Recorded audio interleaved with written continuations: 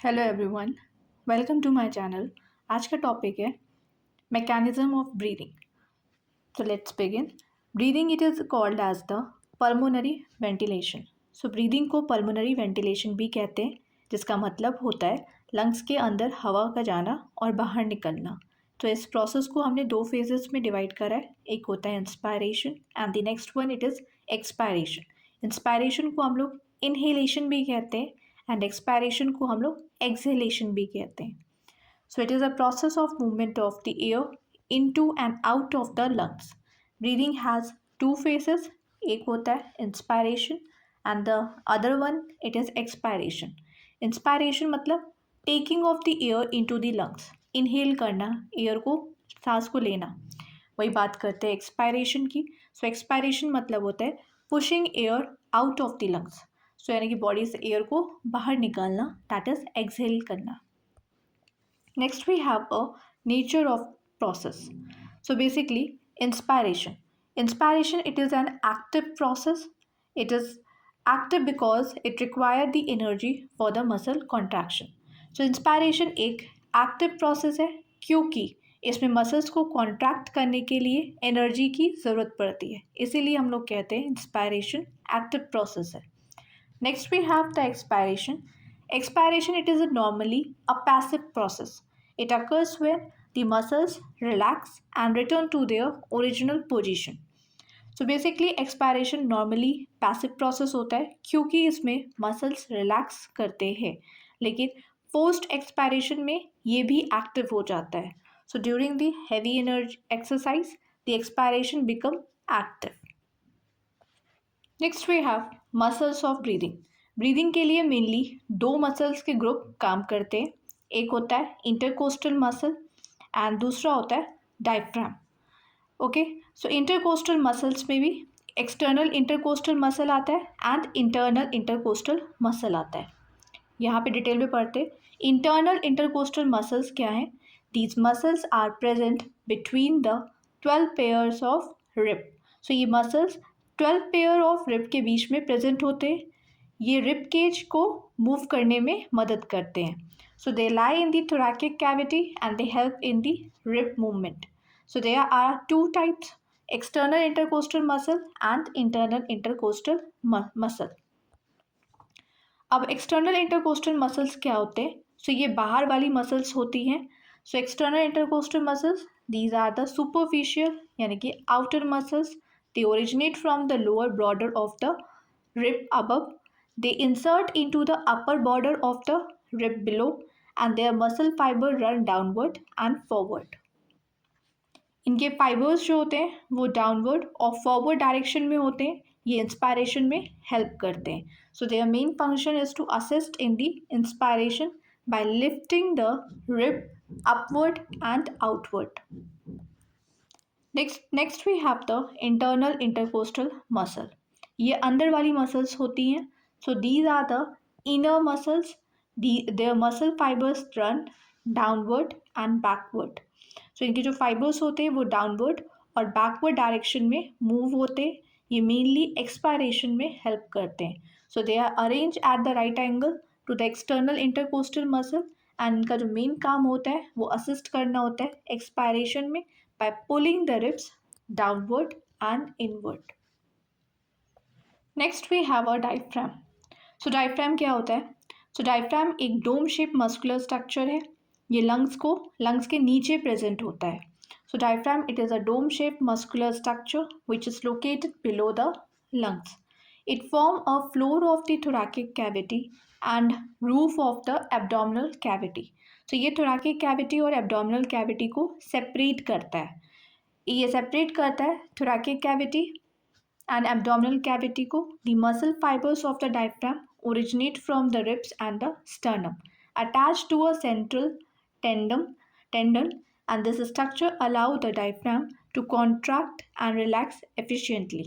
So basically ये thoracic cavity और abdominal cavity को separate करता है। इनके muscle fibers जो होते हैं ribs और sternum से start होते हैं और central tendon से attach होते हैं।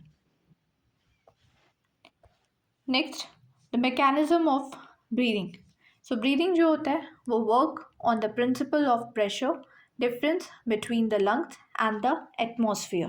So inhalation and exhalation basically किस प्रोसेस पर होता है, क्यों होता है, क्योंकि यहाँ पे पार्शियल प्रेशर का डिफरेंस होता है. एटमॉस्फेयर में ऑक्सीजन ज़्यादा होता है और अंदर हमारे बॉडी के ऑक्सीजन जो होता है उसका पार्शियल प्रेशर कम होता है, इसीलिए बाहर से ऑक्सीजन हमारे अंदर आता है और अंदर से जो कार्बन डाइऑक्साइड का अमाउंट होता है वो बाहर जाता है. So just because of this partial pressure difference, इस वजह से एक्सचेंज ऑफ गैसेस होता है और तब तक होता है जब तक इक्विलिब्रियम ना हो जाए ना. अब बात कर लेते हैं इस डायग्राम की. सबसे पहले बात करते हैं इंस्पायरेशन में. जब हम सांस लेते हैं तब डायफ्राम कॉन्ट्रैक्ट होता है और नीचे की तरफ मूव करता है, इसलिए डायग्राम में डायफ्राम फ्लैट होता हुआ दिख रहा है. उसके बाद साथ ही एक्सटर्नल इंटरकोस्टल मसल्स जो हैं वो कॉन्ट्रैक्ट करती हैं, जिसके कारण रिब केज जो होता है वो ऊपर और बाहर की तरफ मूव करता है. इस मूवमेंट को एरो से शो किया हुआ है. एंड जब रिब केज बाहर की तरफ मूव करता है और डायफ्राम नीचे जाता है तो थोरैकिक कैविटी का जो साइज़ होगा वो इंक्रीज़ हो जाता है. थोरैकिक कैविटी बढ़ने से क्या होगा, लंग्स जो होंगे वो एक्सपैंड हो जाते हैं. जब लंग्स एक्सपैंड होंगे तो लंग्स के अंदर का जो प्रेशर होगा वो कम होगा और एटमॉस्फेरिक प्रेशर से बेसिकली कम होता है. इस प्रेशर डिफरेंस के कारण बाहर की हवा जो होती है लंग्स के अंदर चली जाती है. इसी को डायफ्राम में एयर ड्राउन इन लिखा हुआ है, राइट. सो अब बात करते हैं एक्सहेलेशन की. सो एक्सहेलेशन में क्या होता है कि जब हम सांस छोड़ते हैं तब डायफ्राम रिलैक्स करता है और वापस डोम शेप में ऊपर की तरफ मूव करता है. साथ ही इंटरकोस्टल मसल्स का भी कोई रिएक्शन होगा. सो जो इंटरनल इंटरकोस्टल मसल्स होते हैं वो कॉन्ट्रैक्ट होती हैं, जिसके कारण रिब केज नीचे और अंदर की तरफ मूव करता है. ये एरो से यहाँ पे दिखाया गया है. इस मूवमेंट से थोरैकिक कैविटी का साइज़ जो होगा वो डिक्रीज़ हो जाता है और जब कैविटी छोटी होती है यानी कि डिक्रीज़ होती है साइज़ में तो लंग्स जो होते हैं वो श्रिंक हो जाते हैं. लंग्स श्रिंक होने पर लंग्स के अंदर का जो प्रेशर होगा वो बढ़ जाता है, जो एटमॉस्फेरिक प्रेशर से ज़्यादा हो जाता है. इस प्रेशर डिफरेंस के कारण क्या होता है, हवा लंग्स से बाहर निकल जाती है. इसी को डायग्राम में एयर फोर्स्ड आउट करके दिखाया गया है. तो ब्रीदिंग जो है ये एक प्रेशर बेस्ड प्रोसेस होता है. जब लो प्रेशर होता है तो क्या होता है, अंदर एयर आती है एंड जब हाई प्रेशर होता है तो एयर बाहर निकल जाती है. सो आई होप कि ये प्रोसेस समझ में आ गया होगा. रिटन फॉर्म में हम आगे समझते हैं. Inspiration, diaphragm contract and move downward into the abdominal cavity. Diaphragm contract करता है और नीचे मूव करता है. It shape changes from dome shape to a flat. अब इसका जो शेप होगा वो डोम शेप से फ्लैट में चेंज हो जाएगा. जो एक्सटर्नल इंटरकोस्टल मसल्स होंगे वो क्या हो जाएंगे, कॉन्टैक्ट कर जाएंगे. They pull the rib upward and outward. और रिब्स को जो है क्या करेंगे, वो ऊपर और बाहर की तरफ मूव कराएंगे, मूव करते हैं. रिब्स जो होते हैं वो ऊपर और बाहर की तरफ मूव करते हैं. एज अ रिजल्ट क्या होगा, जो वर्टिकल साइज होगा वो इंक्रीज हो जाएगा. The anterior posterior side to side dimension increases. So इससे ये भी साइज जो होगा वो इंक्रीज हो जाएगा, क्योंकि जो एयर होगी वो लंग्स के अंदर चली जाती है. Next, this causes a large increase in the volume of the thoracic cavity. अब थोरैकिक कैविटी का जो वॉल्यूम होगा वो भी बढ़ जाएगा. Due to the increase in volume the intra pulmonary pressure decreases. अब वॉल्यूम बढ़ेगा तो इंट्रा पल्मोनरी प्रेशर जो होगा वो कम हो जाता है and the pressure inside the lungs become lower than the atmospheric pressure. और जो लंग्स का प्रेशर होगा एटमॉस्फेरिक प्रेशर से कम हो जाता है. This condition it is called as the negative pressure. Because of this pressure difference, air rushes into the lungs and until the pressure become equal. तो air तब तक अंदर जाती रहेगी जब तक इक्विलिब्रियम ना अटेन हो जाए. Next we have the expiration, जिसको एक्सहेलेशन भी कहते हैं. So the muscles that were active during the inspiration they get relax. Now diaphragm relaxes and become dome shape again. जो internal intercostal muscles they contact specially during the forced expiration. होता क्या है, diaphragm Excel करने पर जब हवा हम बाहर निकालते हैं, सांस को हम बाहर निकालते हैं, छोड़ते हैं, तो क्या होता है, डायफ्राम रिलैक्स होता है, वापस से अपना डोम शेप गेन कर लेता है और जो इंटरनल इंटरकोस्टल मसल्स होते हैं वो कॉन्ट्रैक्ट करती हैं. अब क्या होगा, they pull the rib downward and inward. and this lead to a decrease in the thoracic cavity volume.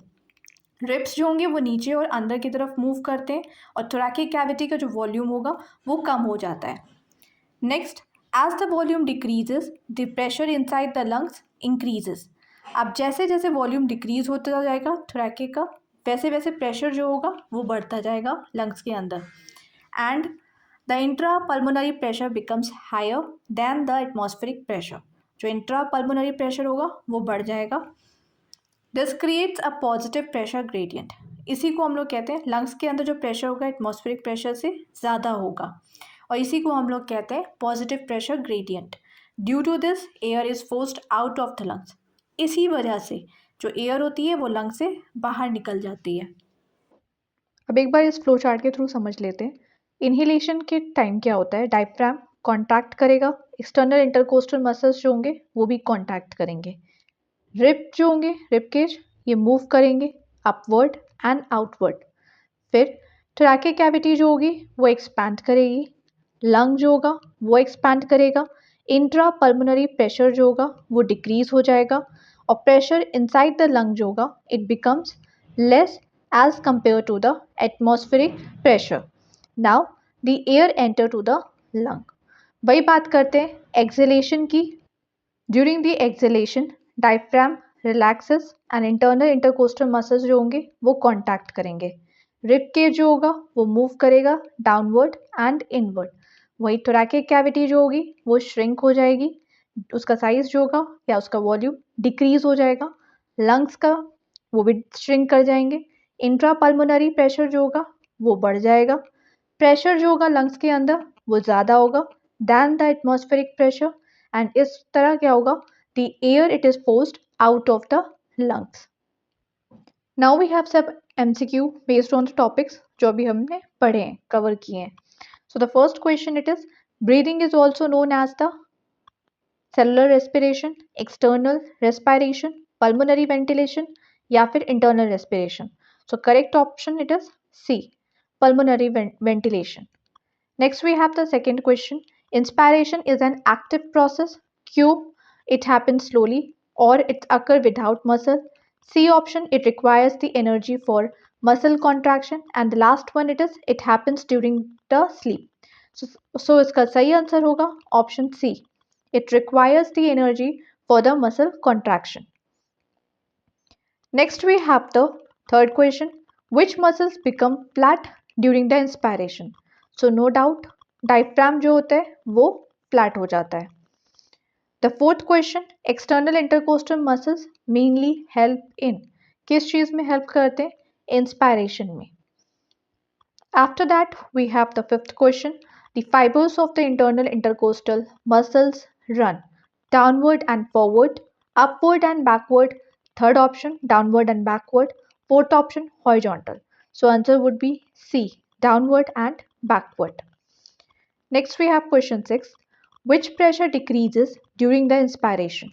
So कौन सा pressure decrease करता है? No doubt intrapulmonary pressure जो होता है वो inspiration के वक्त decrease करता है. Air enter the lungs when? So it enters the lungs when the lung pressure it is less than the atmospheric pressure. After that we have eighth question. Internal intercostal muscles mainly assist in normal inspiration, normal expiration, forced expiration or forced inspiration. So the correct answer is forced expiration. Ninth question. During the expiration thoracic cavity volume क्या होगा? B, decreases. So expiration के time thoracic cavity का volume जो होता है वो decrease हो जाता है. The last question is, diaphragm separates. तो diaphragm किसको separate करता है? thoracic and abdominal cavity को separate करता है. So this was it. If you found this video helpful, then please don't forget to like, share, subscribe to the channel. It truly motivates me a lot. मिलते हैं next video में. Thanks for watching.